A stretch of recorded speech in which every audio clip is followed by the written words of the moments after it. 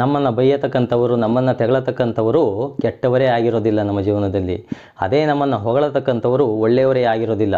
ಯಾಕೆ ಅಂತಂದರೆ ಒಳ್ಳೆಯವರು ನಮ್ಮನ್ನು ಬೈದು ತಿದ್ದಿ ತಿಡ್ತಾ ಇರ್ತಾರೆ. ಅದೇ ಕೆಟ್ಟವರು ನಮ್ಮನ್ನು ಹೊಗಳಿ ಅಟ್ಟಕ್ಕೇರಿಸಿ ಅವರು ನಮ್ಮ ದಾರಿ ತಪ್ಪಿಸ್ತಾ ಇರ್ತಾರೆ. ಅದನ್ನು ಅರ್ಥ ಮಾಡ್ಕೋಬೇಕು. ಒಂದು ಸಲ ಒಂದು ಹಕ್ಕಿ ಹಾರಿ ಹೋಗ್ತಾ ಇತ್ತು ಚಳಿಗಾಲದಲ್ಲಿ.